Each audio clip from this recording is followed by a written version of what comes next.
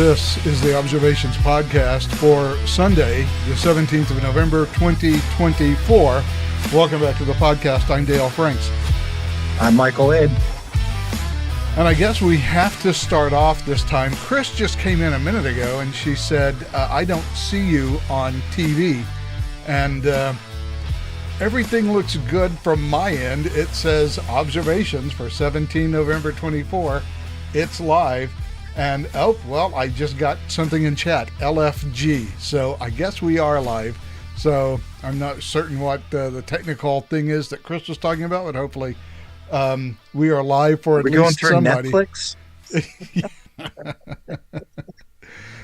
All right. So let's start off by talking about what I guess is sort of the big thing this week. And that is Trump's nominations.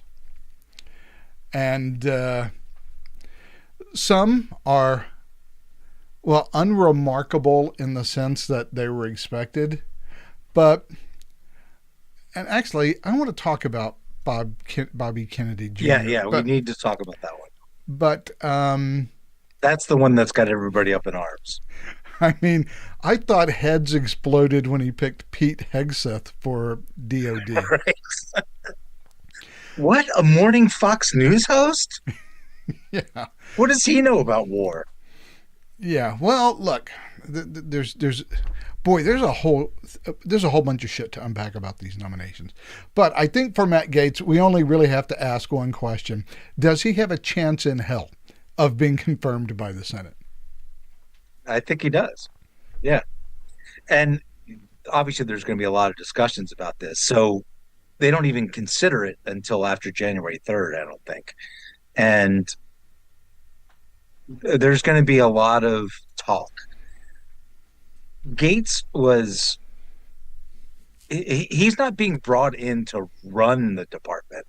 He's being brought in to upset the department, turn it upside down, get rid of the bad actors, streamline the processes. He's a disruptor. That's his role. Matter of fact, you could probably say that for a lot of these people, but he in particular is a disruptor. Now, he's also a lightning rod, drawing fire away from some of the other nominees, such as the whole Elon Musk and Vivek Ramaswamy. Yeah, but they're not going to have government jobs. They don't need to be confirmed for anything. If they're being nominated for a department. Yeah, but they aren't. There is no such thing as the Department of Government Efficiency. This is just going to be... Right, I get that. It's just going to be a blue ribbon executive you're commission. right. That's right, because the departments have to be created by Congress. That's right. Yeah. Yeah, so very good.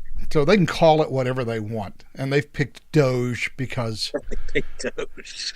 For whatever reason, because for one reason, that's the cryptocurrency that Elon Trump likes, or the Elon Musk likes. Which I think it's dumb, but they're not gonna receive a penny in pay.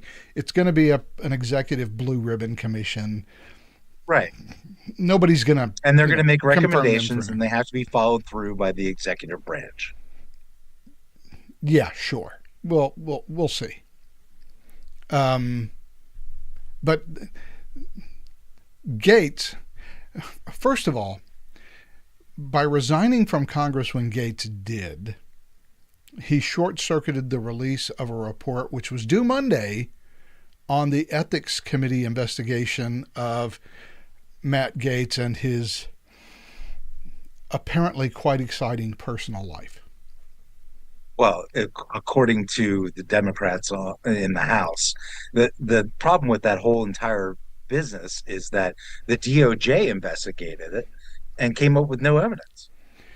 Yeah, so I'm interested because, if that report was supposed to be released tomorrow, it has already been written. I mean, they were maybe looking for typos in the final draft at this point.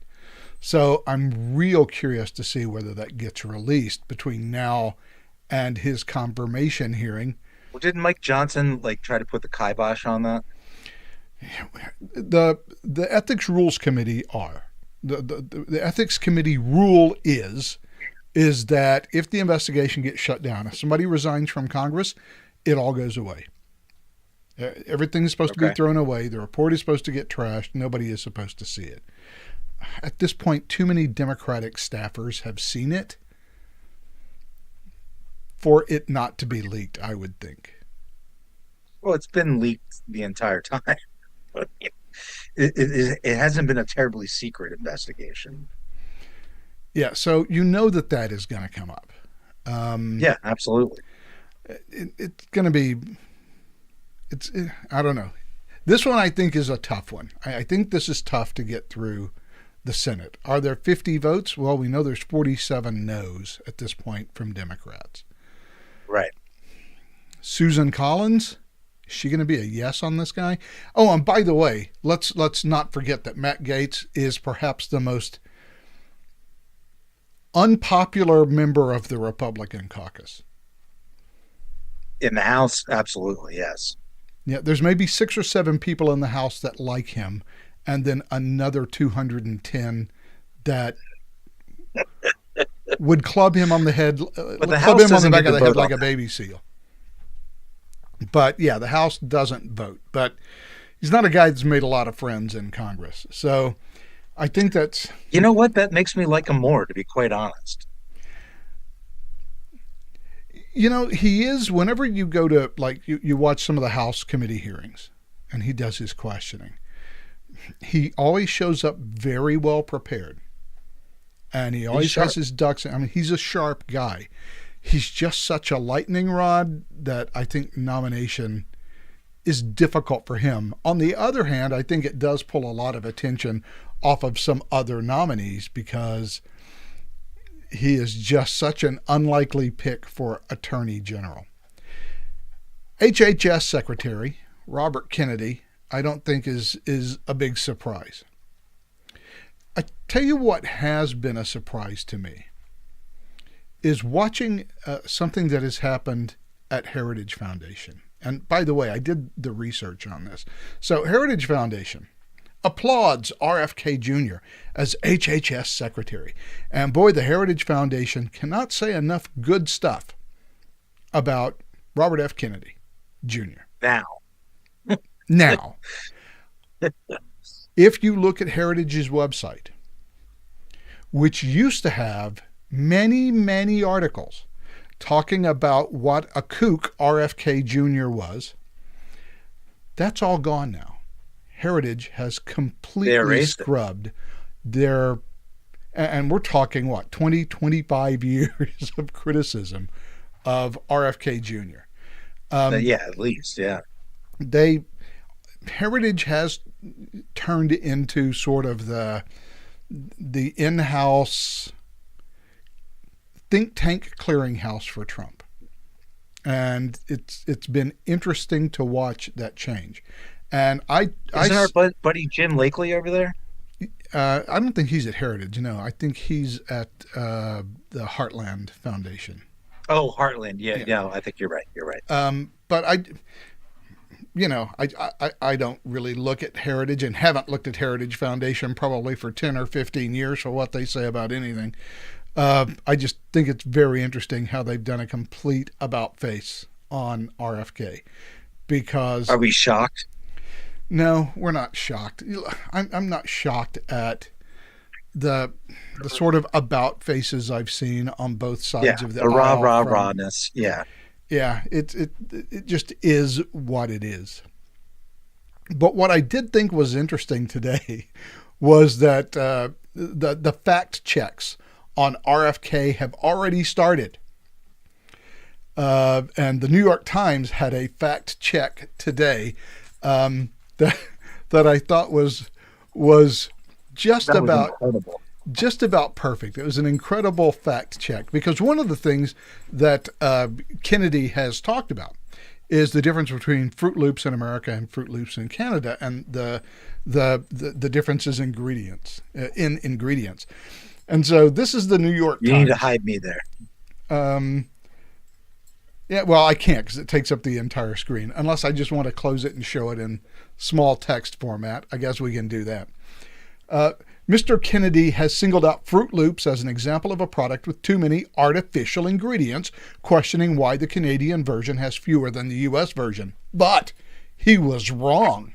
The ingredient list is roughly the same, although Canada's has natural colorings made from blueberries and carrots, while the U.S. product contains red dye number 40, yellow 5, and blue 1, as well as butylated hydroxytoluene, or BHT, a lab-made chemical that is used for freshness, which they put in scare quotes, according to the ingredient label. Well, that is... So other than that, how was the play, Mrs. Lincoln? That is one hell of a fact check, my friends. It's just that one paragraph that like gives away the ghost. Yeah, this Kennedy claim is all bullshit. Although, here are all the artificial ingredients in the product that they don't use in Canada. Don't even get me started on how the whole fact-checking industry is just such a scam. But I just thought it was fascinating by that about that. On the other hand, the Babylon Bee chose to address the headline in a little different way, and unfortunately, I did not put all of this stuff in today, but I think we can find it pretty quickly here on the Babylon Bees thing, because it was a great headline. There we go. That's the headline I was looking for. Fattest, sickest country on earth. Concerned new health secretary might do something different.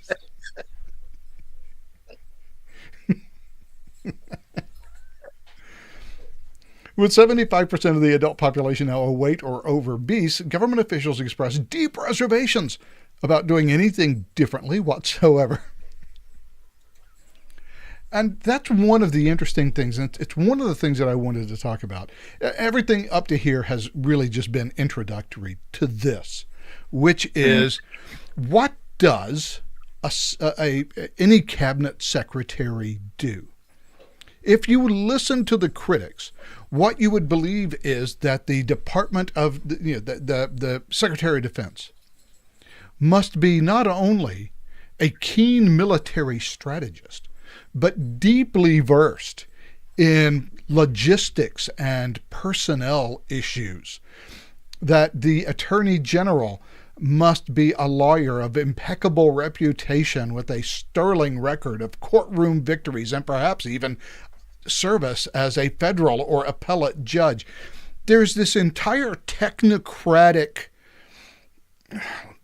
load of bullshit around what a cabinet secretary is. That, we have to find these experts in these particular areas. And once again, it strikes me as being the fallacy of expertise, that only experts can run this. Absolutely. Yeah. That's not what, that's not what cabinet secretaries do. Cabinet secretaries impose the policy of the president on their department. And what I keep hearing is, well, has he ever managed an $800 billion budget before? Well, most Secretary of Defense people have not ever had that experience. No, even Rex Tillerson, he was Secretary of State. There's not much opportunity to manage an $800 billion budget. So you're going to have some short straws there. But Hegseth does know the military, served in it admirably, and was honorably discharged over 20 plus years. He's written at least one very good book about how it needs to be changed. And again, he's a disruptive person. He is not in there to be Secretary of the Defense forever. He's in there to make the changes, get rid of the woke generals, get rid of the DEI, and start reorienting the military back towards its actual mission of killing bad people and breaking things. Every federal executive department has a whole raft of deputy secretaries and undersecretaries whose there is a deputy secretary for defense for procurement, and there's one for budget, and there is one for logistics, and there's one for personnel management. There are actually, specialists in these fields who actually run the sort of day-to-day nitty-gritty technical aspects of, it doesn't matter whether it's the Department of Defense or Department of State or Department of Education, it doesn't matter. The job of the secretary is to implement the policies of the President of the United States. No more, no less. This idea that we have to have these technocratic specialists in highly arcane areas to take over as secretary is complete bullshit. Basically, he's coming in as second lieutenant, and he's going to be leaning heavily on his sergeant major. Yeah, and look, that's fine, because the job of any cabinet secretary is policy. That's right. it. That's exactly right. Nothing more. It's not nothing about. less. It's not about getting your fingers and everything. It's not about micromanaging. It's about being the overall policy director, and you have to have people who are reliable. So the biggest thing that Hegseth is going to have to deal with, assuming he gets confirmed, which I think he will, is personnel. I mean, and that's what he's being brought in to do, is to get personnel out who are not going to follow the policy and bring others in who will follow the policy. You're exactly right. It's a policy position. It is not a technocratic position. And yet that's the fallacy we hear. So no matter who it is, Department of Treasury or whatever, look, we don't need to have a revolving door between the Department of Treasury and Goldman Sachs.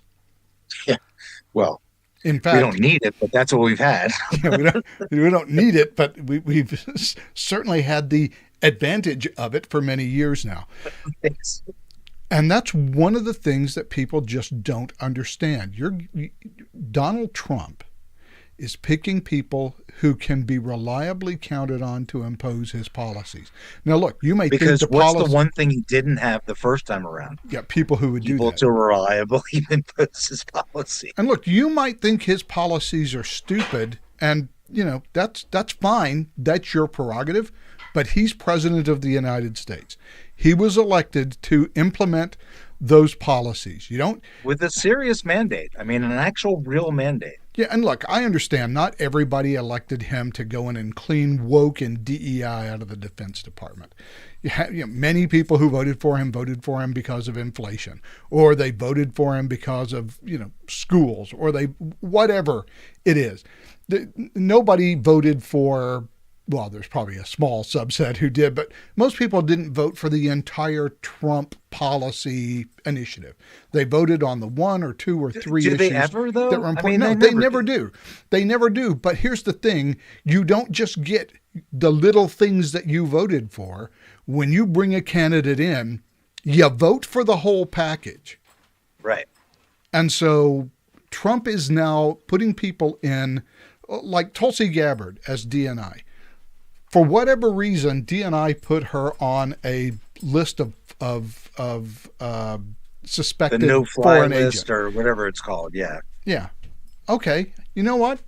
Maybe she is the right person to go in as DNI and figure out why our intelligence product seems and she to has be politicized. done work with intelligence, so I mean, she's really not an awful pick.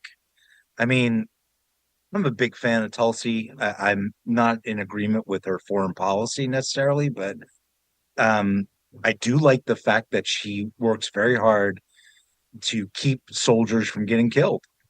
I think that's a pretty good thing to do.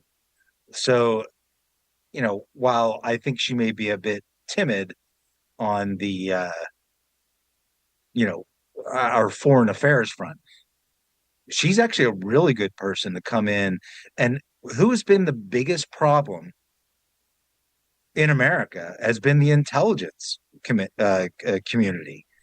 I mean, all the mistakes they made after 9/11, all the mistakes they made through the Obama years, all the mistakes they made, and some of them weren't mistakes, some of them were deliberately sabotaging Trump. I think they need to have that house cleaned Yeah, big 50 time. former intelligence officials says the Hunter Yeah, Biden right. laptop story has all of the earmarks of a Russian disinformation Yeah, operation, which, by the way, they knew at the time was untrue. right.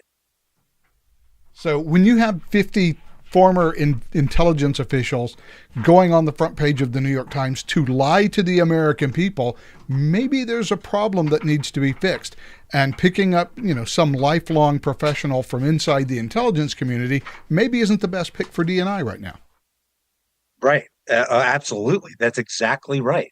We need to get away from these inside the beltway types. We need somebody who's an outsider.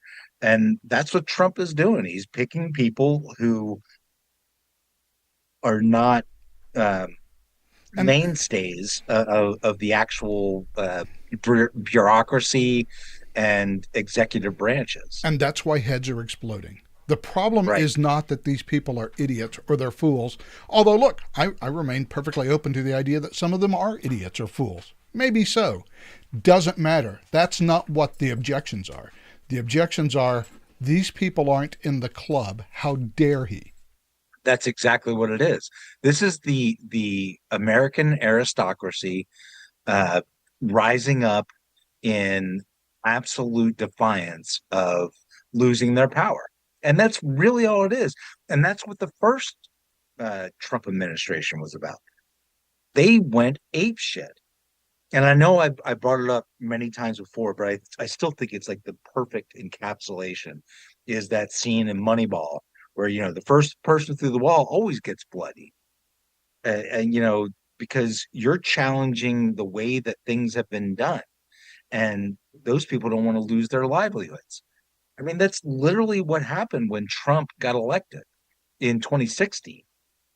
And by the way, as we have said many times, the only reason that Trump exists politically is because we have spent way too much time doing things the way they've always been done. We have lived under this technocratic, bureaucratic regime since the 40s, and things have not gotten better. As a matter of fact, things have gotten worse. The when was the Department of Education created? Was in like the 70s, right? 1979. Yeah, It used to be the Department of Health, Education, and Welfare. And right. Jimmy Carter created the Department of Education as a standalone cabinet agency. Well, And Congress it's done created it, but yes. right, and it's done all of nothing. Matter of fact, we have stupider people now because of the Department of Education. They don't do anything about educating. They do a lot about indoctrinating, but they don't do anything about educating. They just play footsie with the teachers' unions and give them whatever they want. But they don't actually help the students at all. No, and they I'm going to be take up, glad when that goes. and well, Cut that thing off at the neck. if it goes, you hope the Department of Education goes, but, will it? It was Ronald created by Reagan, executive action. Why can't it be it wasn't destroyed created by executive executive action because Jimmy Carter got it through Congress. It's a statutory agency. It can Congress? No, no, no, no. Hold on. Congress gave the executive the power. Congress didn't create it. It created the opportunity for the president to create this department, right? no. Congress created the executive department of the Department of Education. Jimmy Carter basically ushered that legislation in. But that's not what well, all right. Jimmy Carter As didn't far as just I get know, the up one. legislation just empowered him. It didn't command. It didn't create. But maybe I'm wrong. Okay, well, now we have to Overthrew. In October We got 1979, to Google foo it. in October 1979, Congress passed the Department of Education Organization Act. Right. So Congress created the Department of Education. They did so at the But behest what, of what did President it Carter. create? It created the Department of Education. It literally created the executive department. It took several departments out of HEW, and just like we did with DHS after 9/11, DHS, right? Yeah. that's exactly what they did. But it didn't command because Congress can't command the executive to actually use it. Well, I don't know what that sentence means. Congress appropriates the money for it. Congress can create a department, but it's up to the executive to actually make it work. So there's a lot of discretion with respect to the executive branch in that department or any department. Well, not really, because Congress funds all of its operation, and the president cannot sequester those congressional funds. Yeah, right. The He has to spend the money. Deficiency Act, right? He has to spend the money that Congress puts in there. He has to appoint a secretary. I mean, all of these things are set up But he can by appoint law. a secretary that dismantles it, can he? Still got to spend the money that Congress says, and you can't simply shut down offices without congressional approval because you have to spend the money. Congress would have to disband the Department of Education. There's nothing the president can do to get rid of it. And every penny I would that agree Congress, that they and have every that penny it that would take an act of Congress it would take an act to of actually get rid of it. And But you have to spend I'm every sorry. and you have to spend every penny that Congress appropriates for it. Anti-Deficiency Act, right?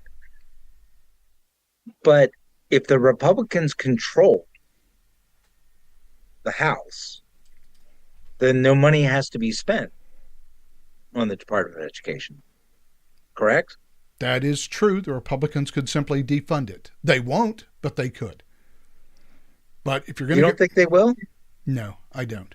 Not with a 3-seat majority, which, by the way, is now not a 3-seat majority because Trump keeps appointing sitting congressmen as cabinet secretaries. I know. So there is an excellent chance that on January 3rd, there will not be a Republican majority in the House of Representatives. That's been a tough thing about his appointments is he's already appointed 2 senators. Rubio's fine because he's in Florida, so Santos gets the recess appointment. Let's see, there's 2 governors. Who's he appointed another senator. Yeah, but look, you can safely appoint senators from Republican states because as long as they're from Republican states, right? Because the governor's just going to appoint a Republican. And the representatives have been a little loosey-goosey, I agree. Yeah, and governors have a fair amount of, because governors cannot replace congressmen, but governors have a fair amount of leeway in when they schedule the special election to fill that congressman's seat. And that's very state dependent, yes. So as much as you might like Elise Stefanik, she's from New York. Yeah, he's just pulled her out of Congress. Yeah. But again, she's a representative. But now Kathy Hochul gets to decide when the special election takes place. Although she's from New York 22. Oh, yeah, she's going to get replaced by a Republican. That doesn't matter. What matters is when. Yeah, well, yeah, good point. Yeah, fair point. Because Congress starts on January 3rd. They all get sworn in, and how many Republican seats are going to be empty when the president finally decides to stop pulling Republicans out of Congress? When you only have a 3-seat majority now. And it's not just the ones that he pulled out of Congress, it's also the ones who are retired, right? So there's been a bunch of people who have simply said, "Yeah, I'm not. I'm done." Yeah, but look, that's fine because that's already that's already I'm just baked saying into that the it cake. lessens the pool of Republicans that you can have. Right. But on January 3rd, who is actually going to be in control of the House? If the Republicans have 220 seats, however, four of them are blank, that means that there are 217 Democrats and 216 Republicans And to you need create a 218, quorum. right? 218 is what you need in the House in order to have a majority. Yeah, and if it shows up as 217 to 215, because congressmen have now been appointed to executive positions, now, that doesn't mean they have to resign Congress. Matt Gaetz did for reasons which we explained earlier, but nobody else has to. They can take their congressional seat and elect a speaker, which presumably will be Mike Johnson and whatever, but they are going to be gone, and you are going to lose that majority for some period of time in the first 6 months of the next Congress. It's a dangerous game. Absolutely. And so every time I've heard Trump pick But a you've got to member of the think that House, I cringe because that's one less seat. I worry more about the senators, but he you have to assume that they have gamed this out, right? And Do you? found replacements already. Wouldn't you think? I mean, maybe not. I don't Yeah, know. I don't know. I'm not a fan of the Trump plays 4D chess thing. Yeah, I'm not even talking about that. I think that's just regular chess. Like it's you you need to have control. So wouldn't you want a replacement known before you tap somebody and take them out of the Congress? I I would think that that would be part of the program, Well, yeah, but I don't know. that's why I'm not really worried about the people he picks from the Senate like Marco Rubio because I know that Ron DeSantis will be picking his replacement. So, Right, yeah, I don't worry exactly. about that. From the House though, now we have to go to special elections. Now, Yes. technically, do I expect a Republican to take Elise Stefanik's spot when that special election occurs? Whenever that might be? Yeah, sure. But But doesn't Hochul have the ability to appoint a recess candidate um, no, that's to for the House? in the. Yeah, actually, I think you're right. I think they can appoint a replacement until the special election is held. I that's what I seem to recall, but again, every state's different, and I don't know. But I seem to recall that they have done this before.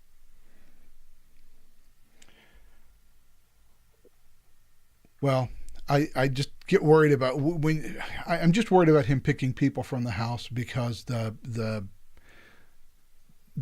I would majority like it is if you would so stop so picking narrow. people from Congress. I would Yeah, agree with that. pick people who are outside of politics. Pick people who Right. have retired from Congress. Don't pull sitting congressmen. It's just when you have a three look, if there were a 25 or a 30 seat majority in the House, I wouldn't care. Pull out four or five. It's not going to hurt anything in the short or Right. the long run. Um, Yeah, when it's this close, I mean, at 219, we had trouble wrangling congressmen together. So, and congresswomen, congress critters, we had trouble wrangling them together because you need every single one of them in order to pass anything.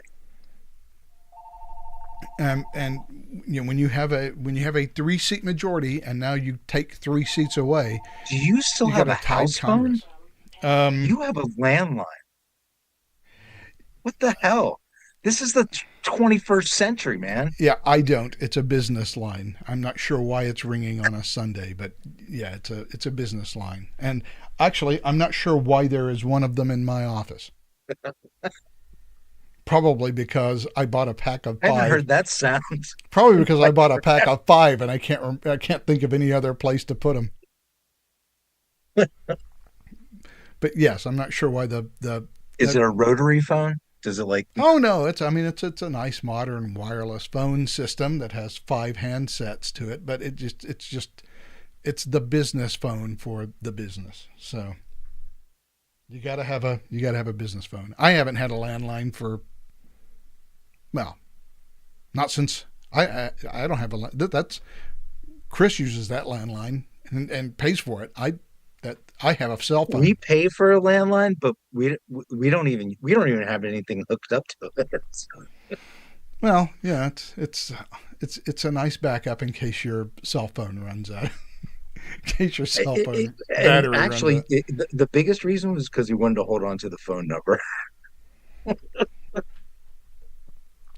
Anyway, that's the whole nominations thing, and I'm not upset. So, what do you think overall? Give me your overall assessment of his picks. Good, bad, middling. Okay, so let's put it this way. Susie Wiles as his chief of staff, who cares? She's going to be working with Trump in the White House. I have no idea. I don't know who she is. Marco Rubio as Secretary of State. He's fine. I mean, interesting. It's an interesting pick. I'm not sure what his foreign policy experience is, but again, let's not make this about anything other than implementing expertise. Trump's policy. Right. Yeah, right. Let's not make this about expertise. That's the one thing I've just been arguing about. So I have no objection. Matt Gaetz, I just don't think he's going to get confirmed. I just think there are too many people who dislike him, and I think he's such an unpleasant person. Whatever he might accomplish as Attorney General, I just don't think he's going to get the chance. So I think that's going to be a Trump loss. On the other hand, it is good for Trump tactically because now he gets to say, hey, I went to the wall for Matt Gaetz, and Congress wouldn't put him through. And once his confirmation fails, he's already resigned from Congress. Okay, well, now he's gone. We don't have to do anything for him ever again. So that's fine. Or he can put him in some sort of advisory position or special prosecutor, or he's got options. Yeah, the important thing is Trump paid a political debt there, and that debt is now paid. Deputy Attorney General. I don't know who that is. Neither do I. So I don't care. He's also the Deputy Attorney General. So if he gets confirmed, he'll be the acting Attorney General. All right, skip RFK for now because I know we're going to have more to talk on that. Yeah, Elise Stefanik as ambassador to the UN. Yeah, she's a little bulldog. Yeah, sure, let her go. Tom Homan as border. Homan, I like, although borders are. Yeah, that Borders-Czar doesn't have any power to do anything. If you want to put Tom Homan in charge of something, put him in DHS. Yeah, exactly. Put him in charge of DHS. Let him take over for Alejandro. Borders-Czar, again, is one of those executive positions that it doesn't. It's advisory and doesn't mean anything. It's got a lot of views. It gets a lot of attention, but it's not a real position. Exactly. So I think that should have been DHS. So I'm not super happy with that one. Pete Hegseth, I guess for Pete Hegseth, the devil is in the details. He says he wants to go in and get rid of the woke and DEI stuff. And of all the places where you want to be concerned about diversity, equity, and inclusion, the one section of the government that's literally about killing people and breaking things is the one place in the government where you don't care about DEI. So exactly. If you can fix that, great. Again, the devil is in. He's intended to be a destructor. Yeah, the devil is in the details. How he goes about it, how he does it. I'm perfectly willing. Again, Trump got elected president. He gets the presumption of doing anything that he wants that's illegal, and so the DEI stuff the trouble with DEI stuff, as much as it might make you feel caring and whatever, is that if the military is not strictly a meritocratic structure, then two things are going to happen. The number of people that you want to kill are going to unfortunately be reduced, and the number of our people who will get killed will probably be increased. And we won't find replacements. That's the most disturbing thing to me, is that we can't. The recruiting goals are just through the floor. Yeah, so that's the other thing that we really need is somebody who can. Don't skip Michael Waltz there. I think that's a I'm really not. interesting. I'm just skipping down the ones we've already talked about. Secretary of Veterans Affairs, Doug Collins. I think that's pretty good. I like Doug. I think that's fine as long as he is committed to ensuring that veterans get taken care of properly, which is something that this country Has not done forever. talks a lot about and does little about. That would be great. Michael Waltz as National Security Advisor. I'm perfectly happy with that pick. I think that's a good pick. I'm happy with Michael Waltz. Doug Burgum as Interior Secretary. I mean, I get, so he's what, from North Dakota? Yeah, look, Trump owes him because Yeah. Doug Burgum was the front runner for vice president. Right. And the reporting is, and you can believe as much of it as you please, but the reporting is that some of the senior Trump insiders, as well as Tucker Carlson, had a fit whenever Trump said, "I'd like to make Doug Burgum the vice president." They wanted J.D. Vance. And so J.D. Vance was apparently a last-minute replacement for Doug Burgum. And so... Can we put a pin in the JD Vance thing? I'd like to talk more about that. But yeah, let's keep going. So he owes Doug Burgum for whatever he put them through to vet him for vice president. Right. White House counsel William McGinley, don't know. Do I care? Do I care about this? No. Solicitor General, don't care. That's just the lead lawyer. Kristi Noem as the Homeland Security Secretary. That's interesting. And if you're concerned about qualifications, I don't think she has any. Yes, she's a governor, but it's a strange one to me.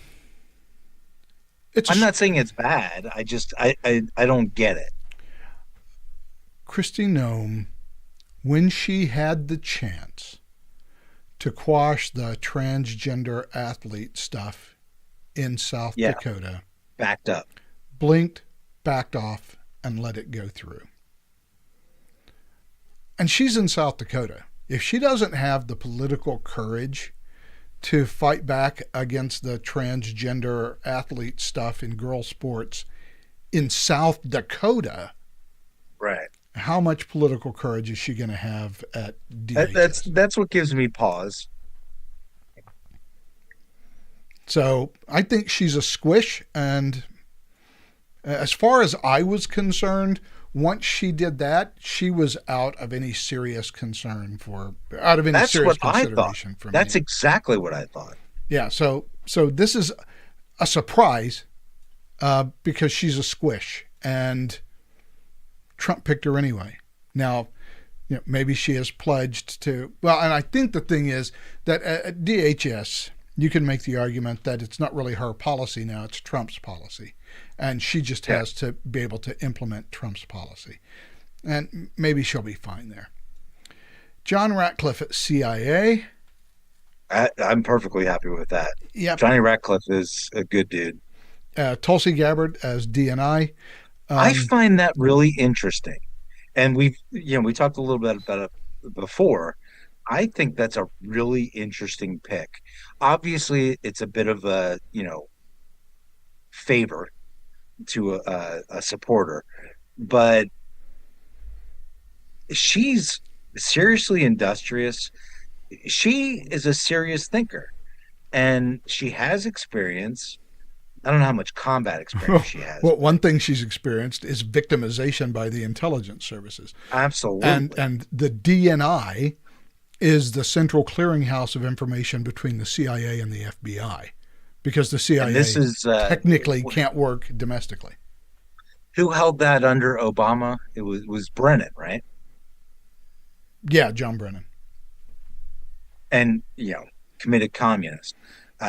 I'd much rather have Tulsi Gabbard, and I get to see her more on TV, which is pleasant. And she will be overseeing how intelligence goes between the different agencies of the federal government, because there is still, even though we kind of reduced it with the Patriot Act, there is still a bit of a firewall between CIA and FBI, if for no other reason than because the CIA is still not legally empowered to operate inside the domestic and they have no confines of the ways US. around that. Yeah, that's the law. Lee Zeldin, I like Lee Zeldin. I think that's I'm not gonna say it's a brilliant pick, but it's a good pick. Lee Zeldin is I think he's a really interesting person who I wouldn't say he's really would you I wouldn't describe him as a conservative. I think he's more of a kind of homogenous person.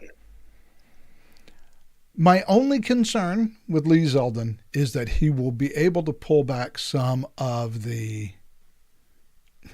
excesses of the EPA. And You don't think he'll be able to, or no, that's the only thing I care about that he does. yeah, If he can do that, he can do agreed. anything else that he wants. U.S. Ambassador to Israel, Mike Who Huckabee. cares? Yeah, yeah. U.S. Attorney for the Southern District of New York. Now, this I brings have up, no idea who that is. yeah, and I only care for this reason. There has been a growing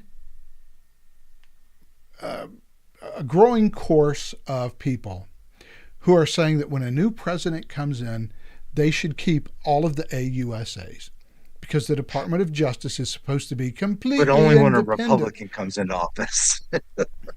Yeah, Bill Clinton Fired replaced every single U.S. all 92. He replaced. Yep. The fact that and Bush tried to, and there was a firestorm of that. And Oh, it's huge. and we have been hearing ever since then that these AUSAs are some kind of sacrosanct, impartial arbiters of justice that we couldn't They're possibly civil servants. politicize. They don't care about politics. They're appointed positions. Shit. And if I was elected president of the United States, I'd fire every single one of them on day one. I might rehire some of them. I might replace them all. It's the president's prerogative. That's the system we have. And I get really irked at this idea that the president should not be firing AUSAs. Actually, they're one of the first people who should be fired. Right. Because when it comes down to where the rubber That is meets the main. That is really the well, other than being commander in chief. When it comes to terms of domestic policy, that is the president's number one agency for doing anything in America is the DOJ.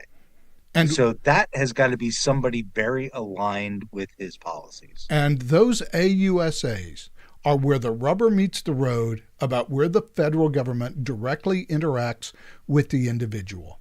And the AUSA is the guy that has the entire prosecutorial power of the federal government and its budget at his back to begin to rain down legal hell on anybody he wants to, as long as he can show some sort of evidence that a potential crime has been committed. And they're the guys, and beyond that, and that's just on the criminal side. Every business has to worry about their local AUSA, because anytime you're going to walk into federal court on some suit from an Environmental Protection Agency regulation or an FDA regulation or a Department of the Interior regulation, that's the guy who's going to be heading the prosecutorial team. And the Southern District of New York is one of Probably second only to the District of Columbia Circuit Court or District Court in importance to how laws are made in this country. Um, they are more commercially based in terms of the kind of decisions they make. But the DC circuit and the New York circuit are by far the most influential. Yeah. So replace all of them. All the rest of these, I don't think we care much about. No, Head of the Presidential Personnel Office. Well, Secretary of Energy, Chris White. Right. Okay. That's I don't a know who this secretary guy of business. is. Don't know who he is or whatever. Although there are, if you want to go, CBS has a, I'm sure, completely fair and unbiased bio of everyone. Now, well, these are proposed picks, so we're not even going to get into who he may pick, because I think trying to predict who Trump is going to pick for any of these departments has turned into a game that even the It's a best fool's gambit. the best Yeah. criminologists can't figure out who Trump is going to pick for some of these positions. He has really expanded the concept. And you know what? I like, so he made a mistake with Rex Tillerson, right? So he's still interested in the captains of industry, but he's not as beholden to them or, I guess, admiring of them as he once was. That I think the Rex Tillerson experiment uh, put him off of just put anybody in there. Here's the problem whenever you pick a CEO like Rex Tillerson, and I don't think the problem. I mean, it might, but I don't think it usually lies at a policy level. I think the fact that when you pick a CEO, especially somebody who's run a major multinational corporation, their assumption is that I'm coming in to run things. Right. I'm coming in to manage it. I'm going to be the CEO. Look, that's exactly the problem that Jack Kennedy and Lyndon Johnson ultimately had when they made Bob McNamara Secretary of Defense.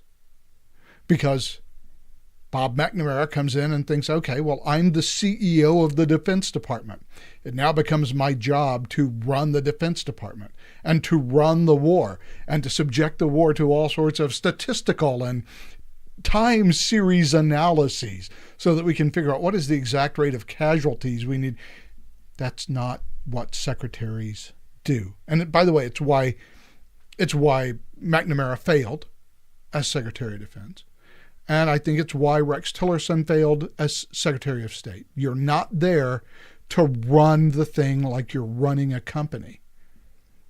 That's a really good point, actually. I think that's maybe a very overlooked point that, well, like we've been saying, you're there to implement policy. You're not there to run roughshod and implement your own vision. You are carrying out the vision of the elected official who appointed you, And whose policies, by the way, you may have to impose on an unwilling agency. right?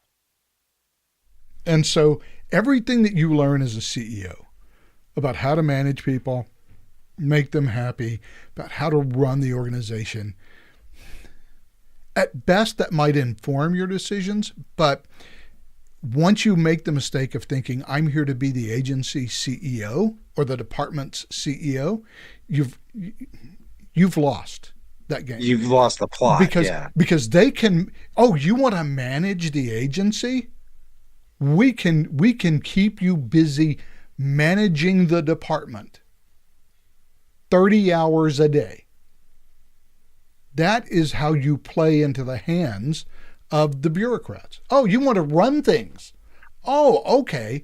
Well, we'll ensure that you get every possible memo we can send you so that you can make the appropriate executive decisions as the Right. CEO of the department. There's a reason that the number one problem in every single federal agency is morale. It's the most common malaise amongst these federal agencies is just absolute morale because there's so much backbiting. And I mean, every workplace has politics in it, right? Uh, when you're actually in politics and running an agency, well, it gets a lot worse. Yeah, but one thing that the agencies can do is snow you under with paperwork. And Oh yeah, if you come in and say, easily. I'm gonna run this place and we're gonna put this place on a firm business foundation. First of Right, all, it's not a business. It's a government agency. You're never gonna put right. it on a firm business foundation. The best you can do is impose the president's policy on the organization, whether they want it or not. And do not give the bureaucracy the chance to begin to snow you under with memos requiring the secretary's immediate attention. You can just tell them to go screw. That's not what you're there to do. There's 10,000, you know, uh, employee, civilian, civil service managers who can make those decisions. And then there's three layers of deputy secretary, undersecretary, and deputy undersecretaries who, if those memos need to go to an appointee, they can make those decisions. That's not my job. I run the entire executive department, and the way I run it is by ensuring that everyone gets the memo what the policy is, and everyone is fully on board with the policy. And those who are not will get shunted off to an office in Billings, Montana, where they can write all the memos they want in protest. Well, that's why it's never made any sense to try to micromanage from the top. I mean, we saw this, and I don't know, maybe it's not the best analogy, but it's appropriate. When Jimmy Carter tried to micromanage the whole hostage rescue in Iran in 1979, what the fuck were you thinking? Like, why did you think you had the expertise? Yeah, I get you were in the Navy, Yeah, you are but a nuclear sub officer in the Navy. you did not have the expertise for this, um, you know, uh, Look, it's like in the 60s, internal, Lyndon Johnson picking bombing targets. right. That's not the That's just president's dumb. job. No, you hire and train a staff to do that for you, and you guide them. And hopefully, you have picked good managers, but you can't. There's just no way for you're not going to have enough information. It's the Hayek principle all over again. You're not going to have the information necessary in order to make this very distinct decision. Yeah, and you're not going to have that as a political appointee either. No. What you have to do is make it very apparent to the senior civil servants in your department that this is the policy and that they will carry it out. And if they won't, then you'll just move them to an office where they can't obstruct you. And then they can sit out there. Yeah, because you can't fire them. Yeah, they can sit out their tenured government career in blissful obscurity, running Right. nothing. But hey, We'll take you send them to the rubber room. you're still a GS-17. You're still making the money. We can't fire you, GS 17. Holy shit. but we don't have to give you anything useful to do. That would be, I would love being a GS 17 and having nothing to do. Hell, Talk about a, we won't even ask you to show up at an office. what a dream job. Consider it a paid sabbatical. And look, Highly paid sabbatical. yeah, and look, we're GS talking about, 17, you're making like 180, $200,000. sure, you know what? The government spends 6.6 trillion. So Oh it's worth God. 180,000 to get an activist out of a senior position. Yeah, yeah. And hopefully they'll just decide to quit on their own. You know, it's funny. So I was talking to my wife earlier, And you know she's a government contractor, and well, we're I guess both government contractors, um, but she's a recognized expert in this stuff. And I was telling her how Vivek Ramaswamy was talking about how there's $500 billion at least that the Congress does not appropriate that gets spent every year. Well, that number is closer to 4.4 trillion, but yeah. Well, it's not because that 4.4 trillion that you're talking about is appropriated not in amounts, but in whatever the secretary says they need. You know what I mean? Completely outside of the of Congress. Just that alone is $500 billion, $500 billion. The Treasury, the Federal Reserve, Treasury is a government institution. Federal Reserve is a government institution, but it's independent. They can spend like all kinds of money, trillions of dollars, without any oversight by Congress. None. No, Zero. well, conveniently, however, I hasten to point out they're not actually spending that money. They're they're creating that money. Well, yeah, when it comes to the Fed Reserve, yeah. Yeah, the Federal Reserve just says, "Oh, we need more money. Let's just roll out a couple of more rolls of them We'll CNITs." just sell some more bonds. Yeah, well, that is the one troubling thing with the Fed that's sitting on $4.5 trillion in And U.S. how many Treasury. of them is it holding? Much of that is it holding. Well, I mean, it's holding all of them. They're on the Fed's balance books. The Fed owns that $4.5 trillion in bonds, and they And they paid for it by who printing owes it? money. Oh yeah, it's the American people that owe the Yeah, technically, yeah, the government of the United States of America owes the Fed, right. which is an independent $4.5 trillion. corporation. Yeah, exactly. Look, let's not even go in the direction we're We headed. won't do economics. We We, won't do we've we've economics. had that discussion, but I don't have a problem with Trump's picks so far. I just hope that they can actually impose the policy changes. And look, I think there is a valid argument to be made to the way things are run. I mean, look, you wanted to talk about RFK, so let's talk about him. Yeah, yeah, yeah. RFK has, on occasion, been behind some kooky stuff. And Yeah, has so said there's some. been this like pushback lately that he's not anti-vax. It's like, wait a minute, hold on. I seem to remember when he was pushing the idea about thimerosal and vaccines and all that stuff, and he was backing that one crazy English scientist who came up and was. It took a while for him to be debunked, but how vaccines are harmful and stuff. I mean, that's where he got that reputation, and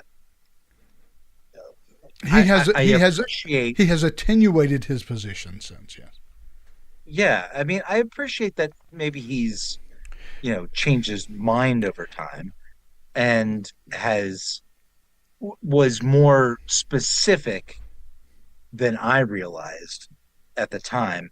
But the fact that he was pushing that whole autism thing, and I remember this clearly, he did that. That was him.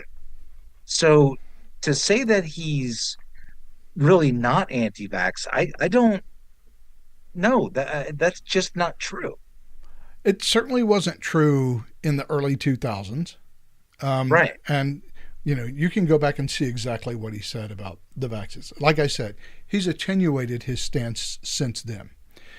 And what he has concentrated on since then is that complex area of how much can we believe what the FDA tells us about these vaccines, and how I'm much can perfectly we okay with that. and how much is just shilling for the big pharma because of regulatory capture.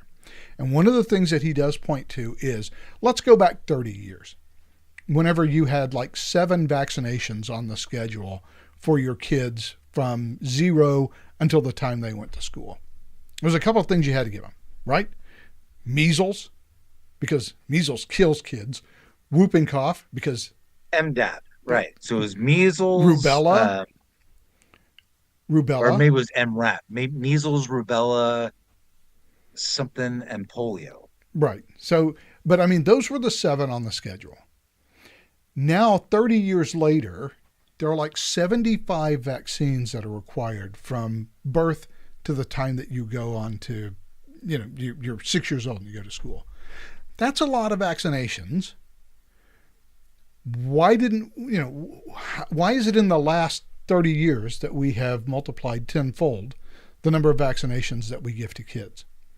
When the amount of disease is going down.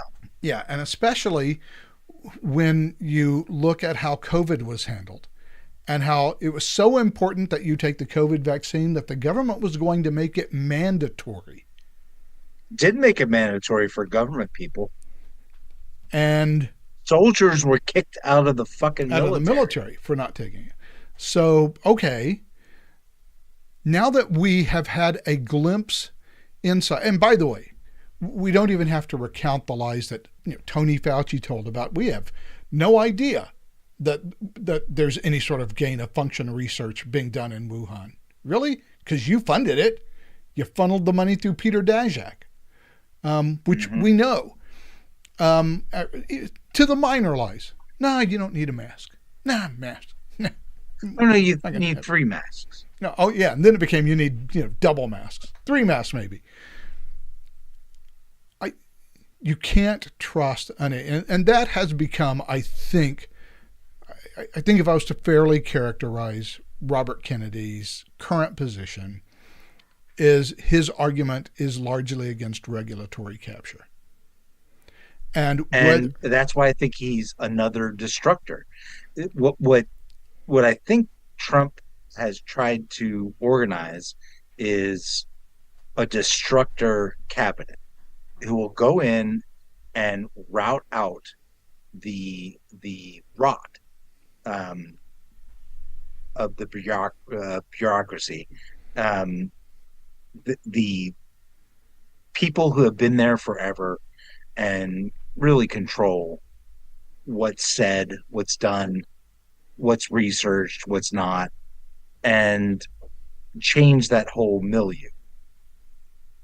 I applaud that. I think that's fine. And I think RFK, he might actually be able to do it. I'm not a big fan of RFK, I got to be honest. But I've also learned recently that maybe I was a bit too harsh on him.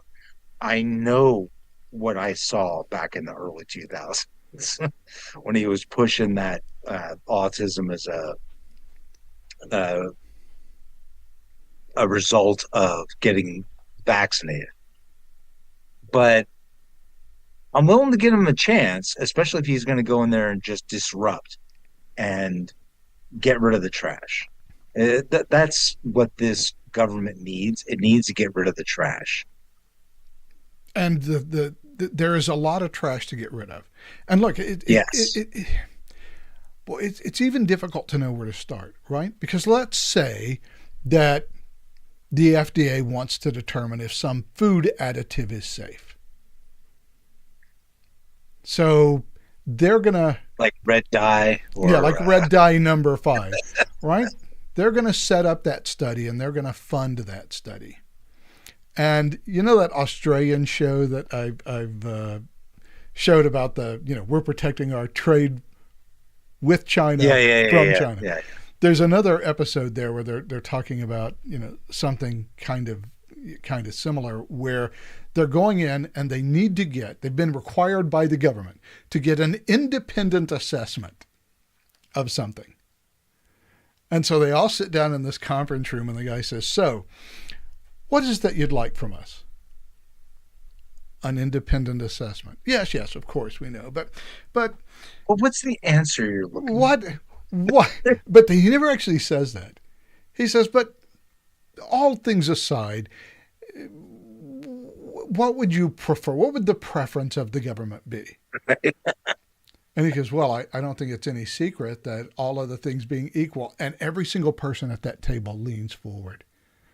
And he says, the government would be keen to continue. And they all sit back and they all smile and say, well, I think that's all the information that we need so far. So if you want to still keep getting your FDA funding, it's kind of important to know what it is that the FDA wants the result to be. And so how much of this... That's kind of how the FDA has worked for a long time. So when the FDA comes back, and this is the thing that really gets me, and this is the thing when I hear this from the left all the time, it really irks me. Why don't you trust the science? Well, the problem with trusting the science is looking at especially over the last 20 or 30 years, the increasing scandal of academic and peer-reviewed research that's not funded by the government. And if we're having those problems of continuous bullshit research being done and getting submitted to peer review and passing it, and sometimes even intentionally fucked up stuff like Peter Boghossian submitting all of that sociology stuff about gender and whatever to those journals. That was just a whole bunch of catchphrases and bullshit. It wasn't just him. It was him and him and a couple of other researchers. It all got accepted. Okay, so we already know that that's happening in science. We already know that there is a massive corruption of the scientific process, of how things get published. In fact, this past week, the lead editor, the editor-in-chief of Nature, had to resign because of her unhinged anti-Trump and anti-Republican screeds that put into serious question her ability to, how should we say, judiciously and impartially judge what research should be published in Nature. Let's say it for what it is, to have authenticity. And she ruined it. Yeah. She has no authenticity. No. We now know what results she wants to see. And I guarantee you that everybody who submitted anything even mildly controversial knew before they even submitted it to Nature what the result would be, whether it would be accepted for publication or rejected, and therefore have made decisions about whether or not to publish or where to publish their research based on the prevailing opinions of the editors. We know that I mean, think about it. What was that report out of London, out of England, that was about how transgender... Oh, by the way, Scientific American, not Nature. Thank you, Jim McGinnis. Yeah, Scientific American, right. How transgender policies are not helping transgenders at all, how it's actually negatively affecting them. And I can't remember the name of the study, but it came out of I believe, London. And it was immediately chastised and downwritten because it didn't fit the narrative. Oh, yeah. The number of incidents where published research has had to be retracted because people just didn't like it has also been on the rise. Now, if that's happening in the non-governmental research, how much more do you think it's happening when the FDA is the one who will be funding your research? If you're chasing research dollars, you're going to chase whatever the government wants you to find. The FDA tells you they're going to pay you $10 million over 2 years to research X. You want to know what result the FDA wants from that research. Oh, absolutely. Not because maybe this one is so important, but the next time that you apply for a grant for some research proposal, you want and every time. Yeah. I mean, the FDA is going to look at your track record and see whether you're saying the things that they want to hear.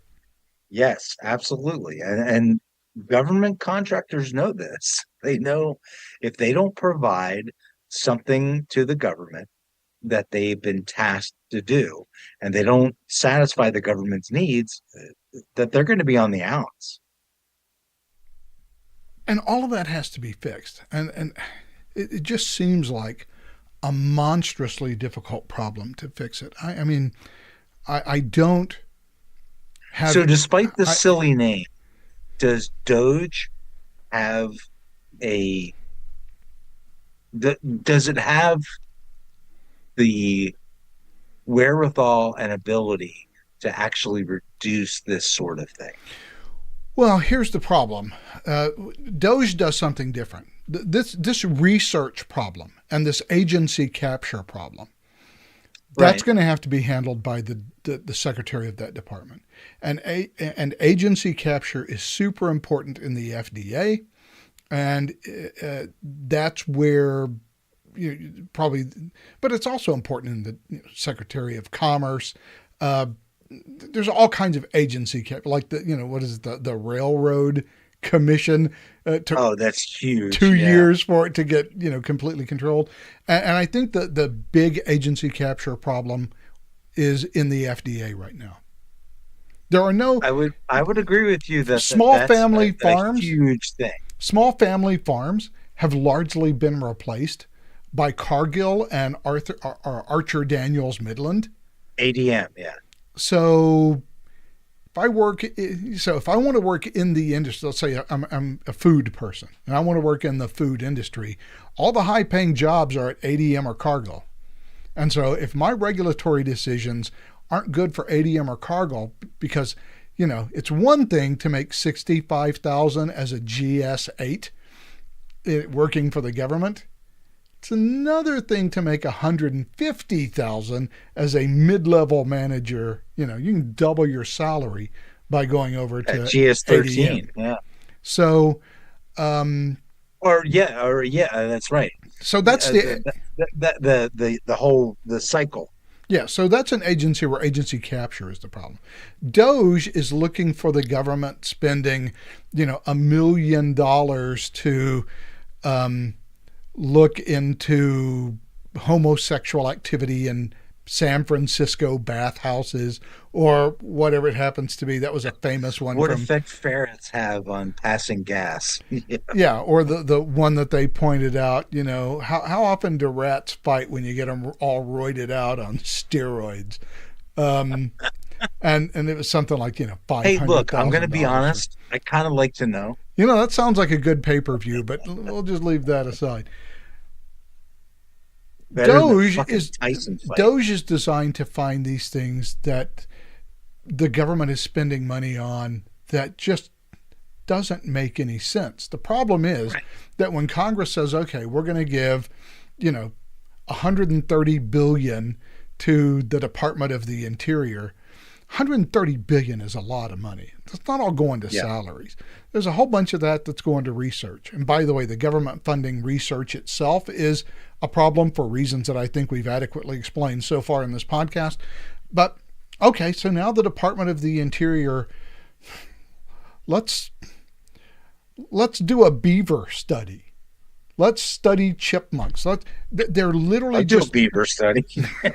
I knew that was coming. I really just set you up for that. But the Do I government get to choose the beaver? the government has all this money that they can just throw at this shit. And I don't know that the average bureaucrat cares much about what they're throwing the money at. They What don't give two shits. What they know is that if they don't spend the money right. next They year, won't get any more. yeah, next year their budget's going to get cut perhaps. And so, Right. and look, it's the same thing in the military, right? Every October, whoever your supply sergeant is says, okay, fiscal year is well, actually it's every September. Okay, fiscal year is up on October 1st. And I got a lot of shit here in the supply room. Yeah. So we need to get rid of this shit so we can get more. So drop on by for supplies. And so everybody goes in and says, hey, I need a new mask. Hey, I need Fire sale. I need, more body armor. I need a new, backpack. And the boots, socks, whatever, that stuff goes out the door. Because if on October Socks 1st, are important. Yeah, if on October Everybody 1st, needs to have fresh socks. that is true. But if on October 1st I have anything sitting in that supply room, now I'm in trouble. I did not spend my supply budget. Right. And then now your budget has shrunk. Oh, and by the way, the supply sergeant won't give you anything from October 1st until September 1st of the following year. And then everything gets distributed in that 1 month period. But that's how the government works, and that's how the funding system works, because we don't really use zero-based budgeting for the government. That's exactly right. We use Current services baseline. Oh my God. It's absolutely disgusting the way that we run our economic budgets. It doesn't even make any sense, except that it's the federal government that's driving the the actual inflation. And so they're kind of responsible for it. But how do you not reward an agency for spending less than it was budgeted? How do you not reward that? Because That it's makes no government, sense to me. because it's government, and thus it works Right. exactly the Well, opposite. obviously, you don't need as much money. Yeah, it works exactly the opposite way that it works in the private sector. Hmm. Right? That's actually, yeah, that's very true, Dale. In the private sector, we're going to give you a budget. We would prefer that you not spend every penny. Right. It would be nice if you were to give us some money Yeah, back. if you can bring me back some savings, that would be a boon to you. Yeah, maybe there'll be some bonuses. Yeah, exactly. I might even give you a Wink, bonus wink, wink. because of that. Yeah, so the government doesn't work that way. Nobody's getting bonuses. Nobody gets bonuses whether they spend all their money or whether they spend none of it. They're government Well, they workers. do get bonuses. That's what's even more gross. In most cases, they don't. But you know where they do get bonuses? The FDA. At the G15 level and over. At the FDA, they do get bonuses. And not just at the G15 level and over. Research that they do gets, especially stuff that's saleable. Well, everybody gets a little something from the patent. Right. This is the thing that Rand Paul was on about. It was like, how many people, Dr. Fauci, have been able to sell their government researched, information for private gain? Well, nobody does that. Really? Because I'm looking at a thing here right now that shows that they're making millions of dollars on selling this stuff to the private sector for millions of dollars. Yeah, You're saying this isn't true? Yeah, that is a real sweetheart deal that goes on especially in the FDA, where they share out patent money.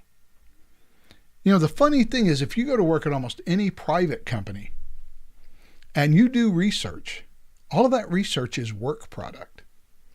And there's not a work for hire. And there's not right there in your contract. And there's not a company in the world that is going to give you a bite of that patent. They might give you a nice one-time bonus payment, but you're not getting, or maybe many, but either way, you're not getting a royalty off hire. of that payment. You don't fucking own it. And if you quit the company, those payments stop. That's right. The company owns the patent, and the government owns the patent. The only people who should be seeing any money flow in from patents that are produced from government research is the United States Department of the Treasury, and it should go into the general fund. And here's the interesting thing is that U.S. government owned patents are not good for more than about 5 years. Government is not actually empowered, or at least the federal government, to own that sort of stuff for more than a limited amount of time, because it's supposed to be for the common good, right? That's why they have a patent on it. And they have a patent on it because it's been developed by private companies. They get the patent rights, or it's not even patent rights, it's really licensed rights. And they can use it for a certain amount of time, but after that, it becomes public knowledge. Right. Just like It- just like you can't copyright a government logo or anything like right, that. exactly. Yes. it's just a public domain work simply because it's produced by the I government. remember the time uh, that Bruce copied, I don't know, two paragraphs from a government sourced news place, and he copied it, and then they got all up in arms, and I went after him, and I told him, you don't have actually any rights here. this is this is just factual information that's coming from our government. You can't copyright that. It's just facts. And they went away. And they did. Sorry, just trying John to was grab worried. sorry, just trying to grab a drink. But it was such a stupid idea. It's like, what the fuck are you even talking about? You don't get the rights to just basic factual information. Like, what? Who do you think you are? Well, The there were a government lot of doesn't people. own anything. Yeah, but there were a lot of people We, who the were people, own it all. there were a lot of people that were trying to copyright troll in various ways back then. That's been pretty much had the kibosh put on it. But yeah, the government doesn't. It was fun back in the blog Yeah, wars days. the government doesn't own anything, and it shouldn't own. Now, I do understand why they have this limited time patents, simply because they're giving licenses which are almost always exclusive, And they should grants be to- limited. Yeah, absolutely. So, They okay. absolutely should be limited. 5-7 years. That's fine. We Yeah, can we can live with absolutely. that. However, who shouldn't be receiving payments from those patents are Tony Fauci. Right. If You're a government employee and you've developed this on government time, you don't you don't get personal rights to that. yeah, you don't get to You profit. did it from on that. our time. We paid you for that. Yeah, we're supposed to get the money from that. That should go into the Right. general fund. And look, if Kennedy can do that, that's fine. On the other hand, this Doge Commission, who are just looking for basically frivolous ways to spend money.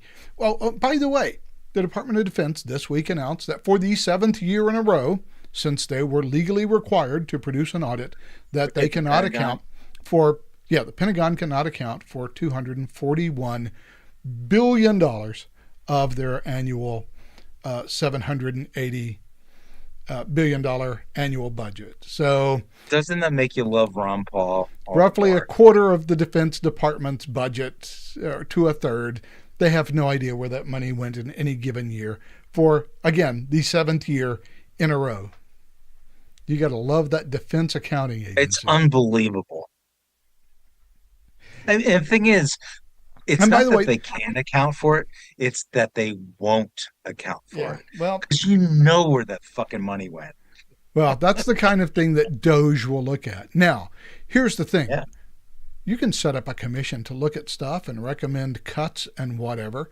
The trouble is, you're looking at stuff that happened last year, Right. and that money's already gone. Right. The problem with Doge is, what is their proactive looking forward whenever, and look, some congressmen used to do this, and they'd put their entire staff on whenever a budget was, put out by the president and all the executive agencies, even though it's thousands of pages long. They would go through it line by line and find all the spending items. And, Rand Paul still does that. and they do who is it? The one senator that used to have the Golden Fleece Award, a guy from Utah, I can't remember, Udall, Senator Udall, Morris Udall. Yes. And the Golden Fleece Award. So if they're going to do that, great. The trouble is, we don't have budgets anymore. The problem is, everything is an omnibus spending bill that Yes. we have or to a pass. continuing, Yeah. or a continuing, Yeah, we have to pass the continuing resolution in a week to fund or the government will shut down. or everything's going to shut down. And Oh, we'll God, fund the that would government be for so 3 horrible. months. Yeah, and we'll fund the government for 3 months. And Where's that money being What a spent? load of shit. I don't know. And I don't know how Doge is going to figure that out and come up with it, because we don't have a budget process. We haven't had a budget process basically since 9/11. Even though we passed the Budget Act back in like what, 76, 77. Yeah. Yeah. Back in far more innocent times. Sure. Yeah. Congress just doesn't abide by the law. No. And who's going to enforce it?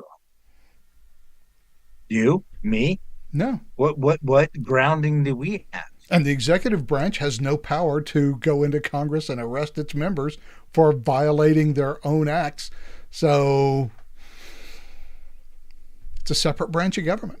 And Congress isn't Yeah.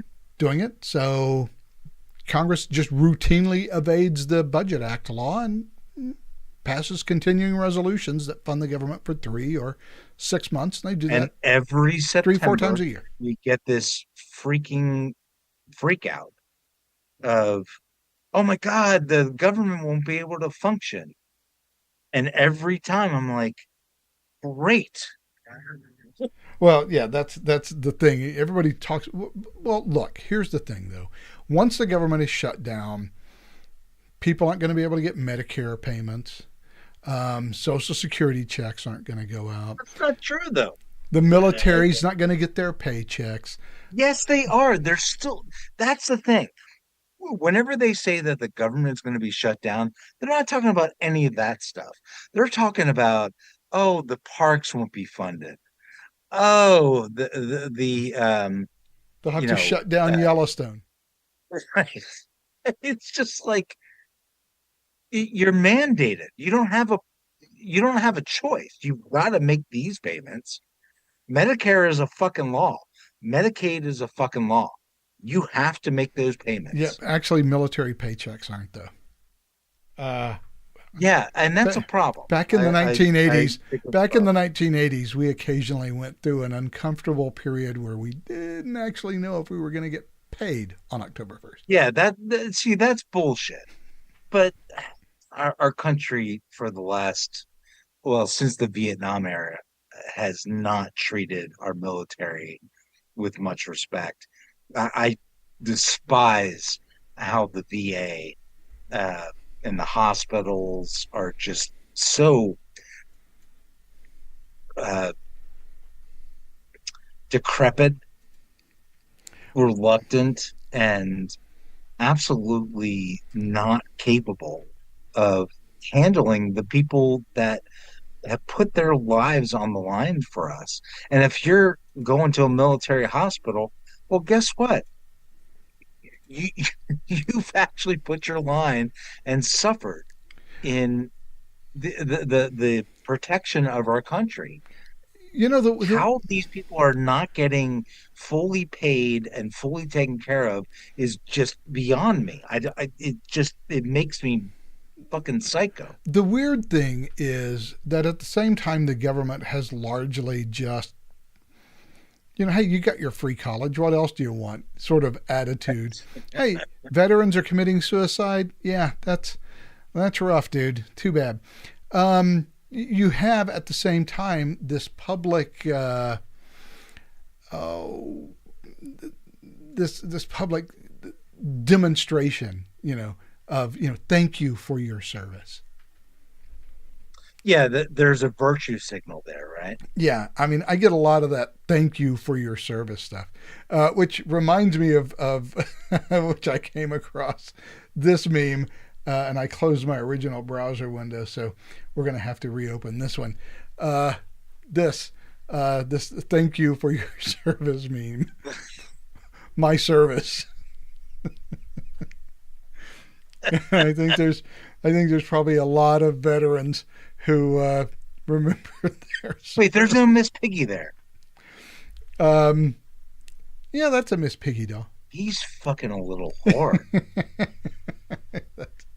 So No wonder Miss Piggy was so that's pissed. that's the that's the "thank you for your service" meme. That's been around for a long time, but I just thought I would bring that up in an attempt to try to close off the podcast in a more amusing note rather than a Our our typical bad the note. world's going to end. Yes. So, with that in mind, I think it's time to randomly just pick an outro song. There we go. There's the outro music. We've gone for an hour and a half, a little more than. So I think that everybody got their money's worth out of this one. So, Michael, have a great week. We'll see you next week. All right, brother. Love you. All right, love you too, man. For everybody else, that's it. We're done. Go home. We'll talk to you next week. So long.